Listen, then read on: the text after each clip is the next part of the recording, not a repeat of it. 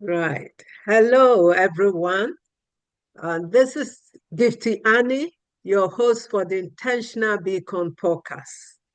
Uh, and it is a platform where we shine light on the power of intentionality and authenticity. What do I mean by that?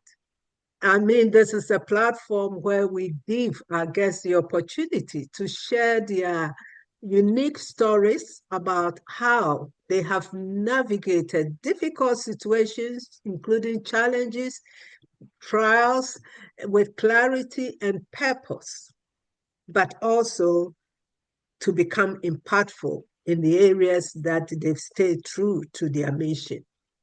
So thank you so much, our listeners, for listening to it, listening in. I hope you are going to be empowered and inspired and encouraged by the nuggets of wisdom our special guest is about to share. And today, I have a very remarkable guest I've been blessed to connect with in my journey to learn more about amplify my skills and the rest. So I have someone called Christine Lester, and I'm going to allow her to introduce herself to you as our listeners. So without taking much time, Christine, thank you so much. It's a pleasure having you on this podcast and welcome. Please introduce yourself to our listeners, how you would like them to know you. Well, good morning, FD, and thank you for inviting me. It's great. Gosh, mine is quite a long story because I've lived quite a long time through Um, lots of different eras. I suppose mostly I'm known for learning and development. Uh, I want to see people learn. I want to see them develop, and it doesn't matter what they want to learn. There is something out there for everyone and everyone has access to that. You don't have to go to university. If you're a mature student, you can still do lots of learning and development and improve yourself. So that's my mission really, is to help other people to recognize what is out there. I came sort of from a quite lowly personal assistant to various consultants in the health service. And then about 8 years at a hospice. And the director of nursing there she was just the most amazing person, because she said to me after 8 years, "You're the best person I've ever had, but for your own good, you have to move on."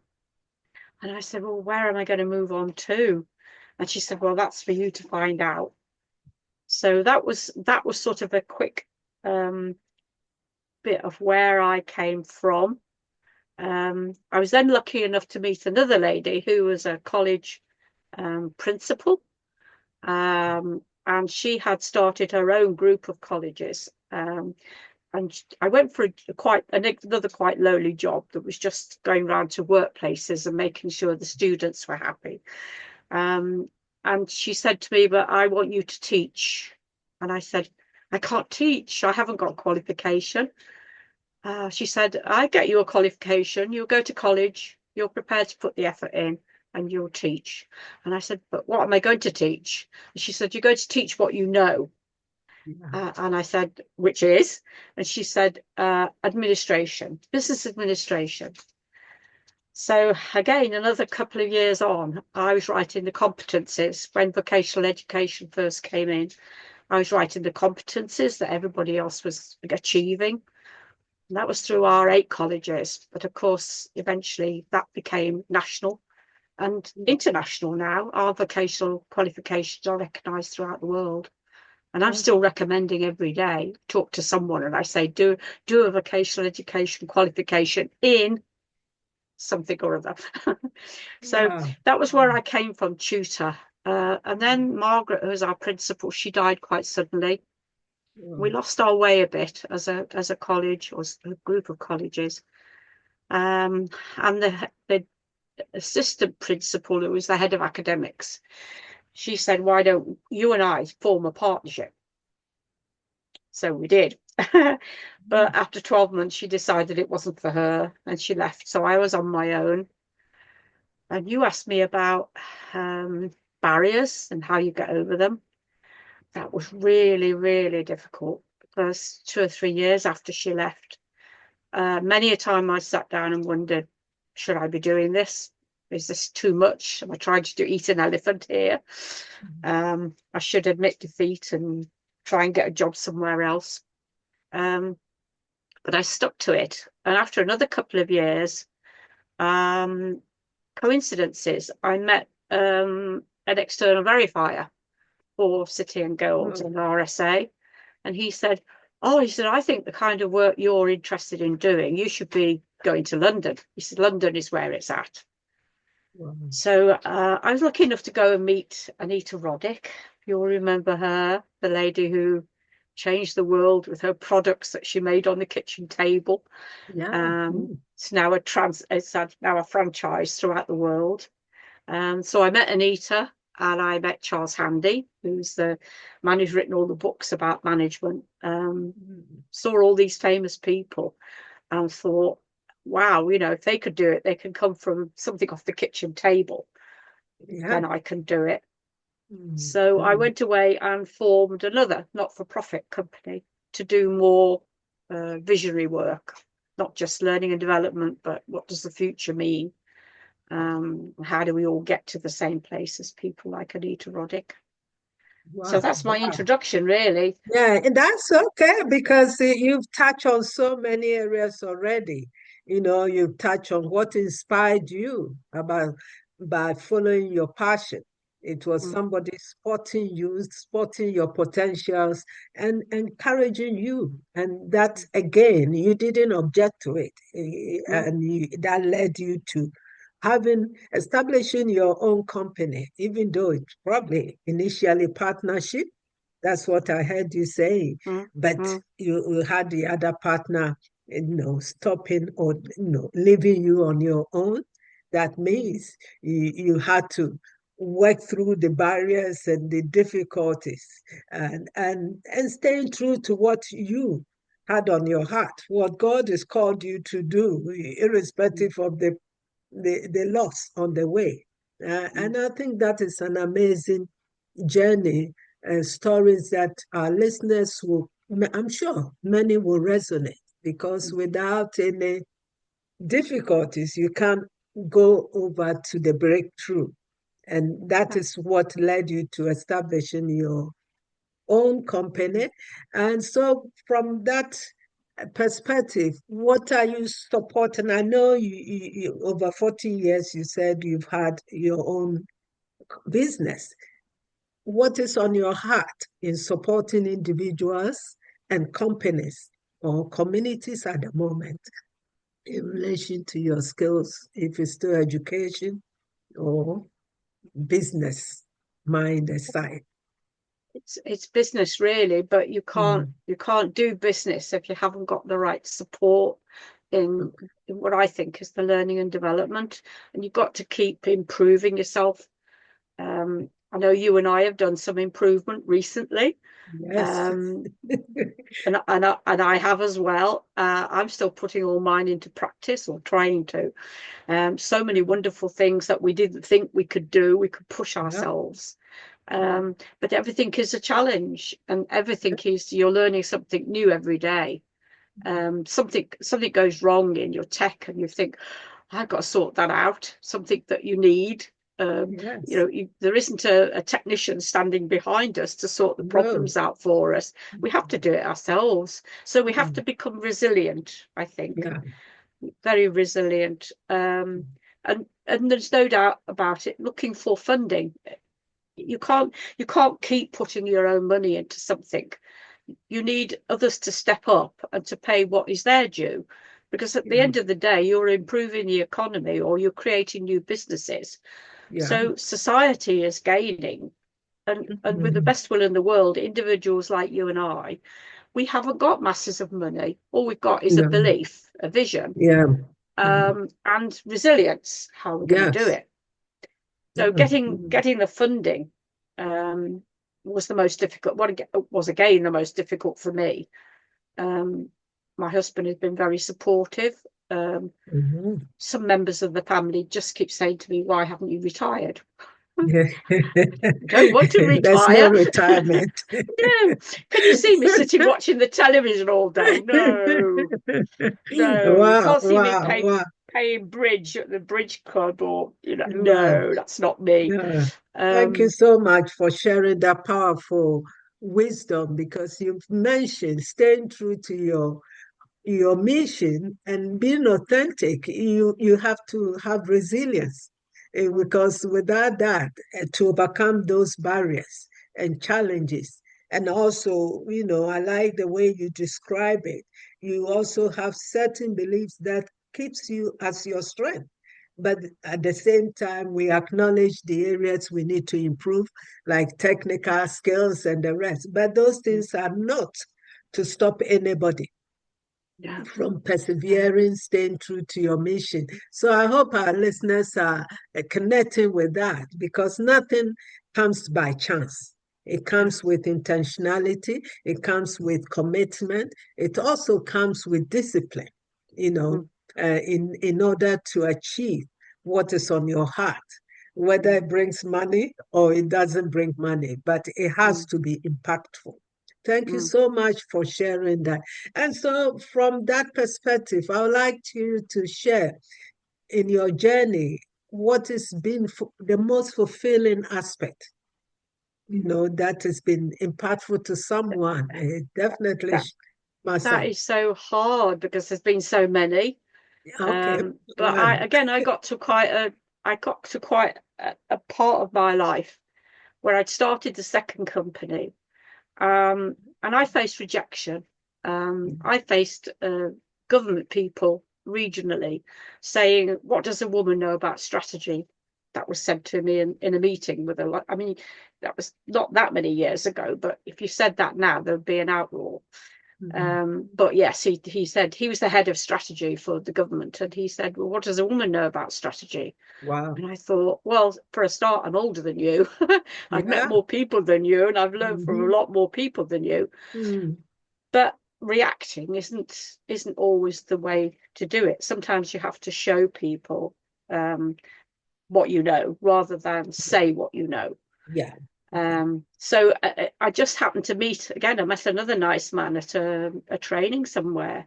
I was talking to him about my vision and what it was I wanted to do, and he said, "With that kind of vision," he said, "you need to go to Europe." And I said, Wow. "But if here the regional government won't listen to me, what chance have I got in Europe?" And he said, "Well, just go and see." Uh, and I got a 5 day, would you believe, 5 days paid to go to Spain to a meeting, big meeting, with lots of the 27 countries represented there. And I thought, yes, okay, I'll go. The night before, I was sitting in the hotel on my own having a very late meal. And the lady came and sat next to me and she said, "Can I join you?" And I said, "Yes, certainly." She wasn't English, but she spoke English, was very good. Wow. And she said, what are you here for? What is it you want to do?" And I told her. I didn't realize next morning she was chairing the meeting. And she Wow. stood up in front of 500 people and she said, "If any of you want to do projects about it, doesn't matter what it is, talk to that lady over there at the back." Wow. And everybody turned around and looked at me. And I thought, wow, what a Wow. referral. Wow. So I've had individual referrals in my lifetime, but that was the Mm. greatest. That was from a Wow. lovely lady Wow. called Esther. Mm. I Mm. didn't know that she sat on the board of the EU. So she's a great You. representative, yes, the Wow. European Union. So just that meal with her the night Mhm. before, that was couldn't have invented that, could you? No, no, So I've that met her was since. I've met her mm, since, and we've kept in touch. Because I thanked okay. her. I said thank you for for the wonderful, for what you did for me. It was amazing. Mm. I Wow, couldn't have bought wow, that. So yes, wow, that wow, meeting with Esther was the most fulfilling moment. I think that wow, got me onto another journey of mm, 25 years of European projects with wow, European wow. partners. That was I couldn't have started that without Esther's help. Wow. So, Wow. mm, So that is a powerful insight because you had a catalyst from the guy mm, guiding you, then not knowing God had also prepared someone you are about to meet before the big occasion, and that yes. made a lasting impact. And Mm, hearing you say it, I can see the beaming and the reflection, and looking back, what that actually meant for you. That mm, is amazing. So that also indicates we need each other. Whatever you're yes. doing, you can never do it on your own, but Mm, you need those destiny helpers, those people who have interest in this, in your vision to mm, push you up and support you where they can. It's drip drip that makes the mm, difference. That is yes. amazing. So Yes. I think on that note, if someone is hearing us, hearing your message, and thinking, I'm stuck, what can I do in my self-development, in initiating my own business? What advice would one or two advice to help the person make a shift would be appreciated. Well, the one thing I do whenever I stand up in front of a group of people at a workshop or whatever, the first thing I ask them is, how many people here have got an individual development plan? I'm lucky if I get one or maybe two people very tentatively put their hands up. Wow. And that amazes me because I have one. I have been doing mine 40 years. I do them at least once a year, sometimes twice a year, or when circumstances change, when Yeah. something happens that is cataclysmic, for businesses, then I'll sit down and look at my aims and objectives again and say, how realistic are these? Do I need to change the order of them? What do I need to, how many things do I need to add to them? But my individual development plan is like a living document that follows me all the way through life, always has done. Wow. Wow. And sometimes I will look back, I will pull up one from maybe 2013 or 2007. And I think, what were my aims and objectives then? Where was I going? What was my vision? And what Mm, did I want to achieve? And did I mm, achieve it? mm. Sometimes just to motivate myself, I'll put not achieved next to it. I Uh, think, uh, uh, there you go, you didn't do it. So, so yes, an individual development plan, because you've got to know where you're going and you've got to yeah. know what are you capable of and what are you Yeah. not capable of. Where do you Mm, need mm, help and where mm. do you not need help?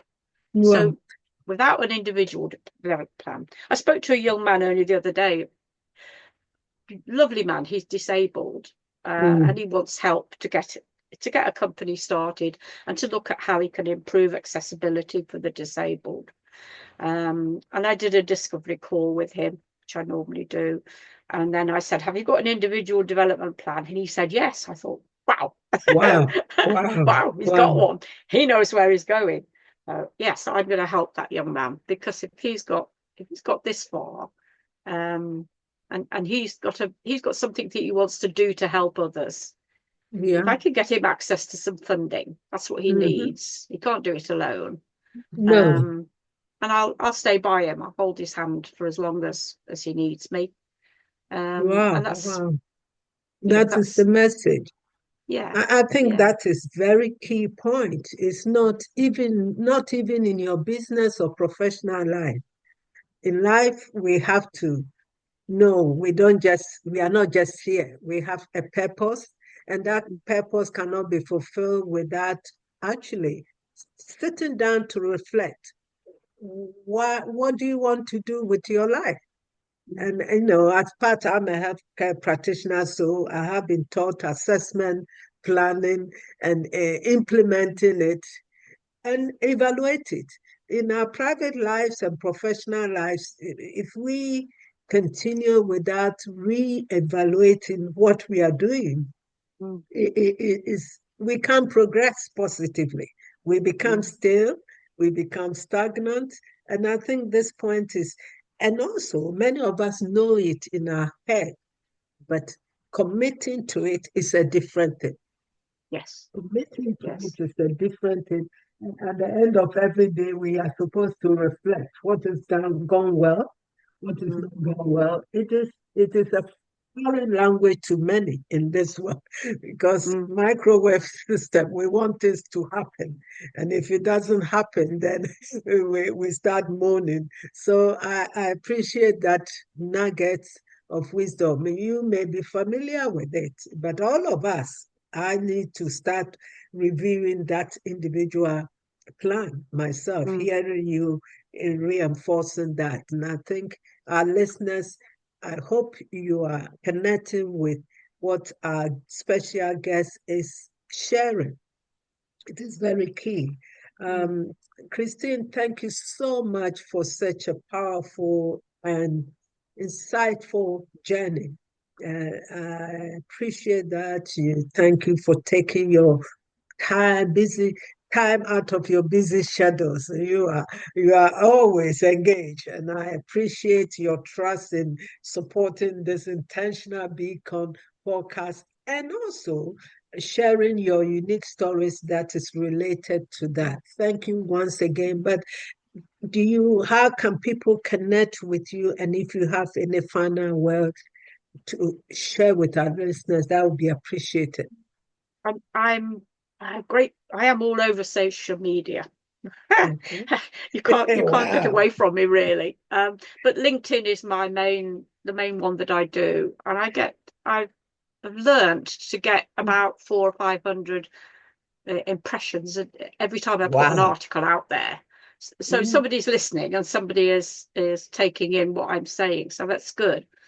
And lots of people are contacting me that way. So LinkedIn, there are a couple of other Christine Lesters, but if you put in Christine Lester FRSA, because I'm very proud of my fellowship of the Royal mm, Society of Arts, mm. because they gave it to me for community work, and that Wow. means Mm, more than the business aspect, really, for the work that I did all those years ago on visioning and getting young entrepreneurs into business. So that's Christine Lester FRSA on LinkedIn. If anybody wants to contact me on Facebook, I have got 2 or 3 learning and wow. development groups where I've got different groups of people all doing different kinds of learning.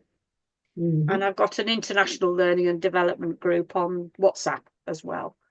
Oh, So wow. I'm a Mm. great believer in dissemination. That's another word that perhaps I want to drop in here. Yeah. I just believe everybody's got something to disseminate, and the more we put Mm, knowledge out there, the more use it is to other people.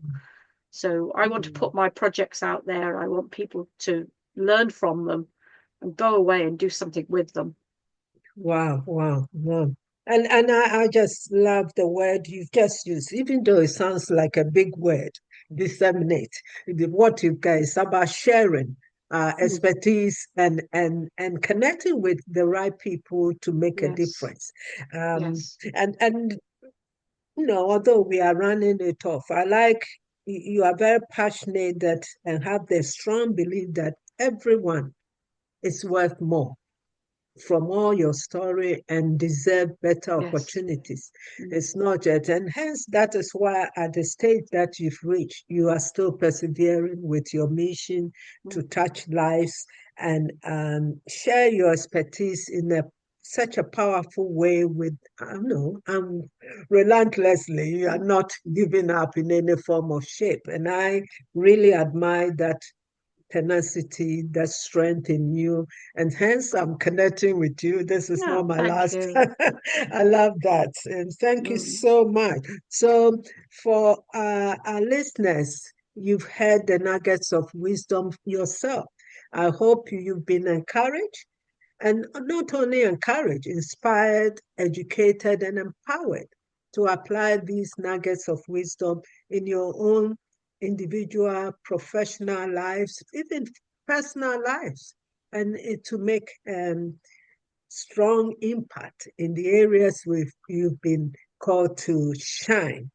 And so, thank you so much, Christine. Again, it's been a pleasure I hope hearing we can the stay in touch powerful as well, words. Gifty. Yeah. Sorry? I hope we You can want stay in touch as well. Oh, yeah, yeah, I yeah. want to Well, see I'm how not you going to let you progress. go. I'm going to work on my personal individual plan too. And now, we are persevering and drawing on your wisdom over the years. I can't take that for granted. So thank you so much for joining me. And so for our listeners, until the next episode, keep on shining, keep on being a beacon and empowered in the areas you've been called. Thank you. Thank you once Thank again. you. Yes.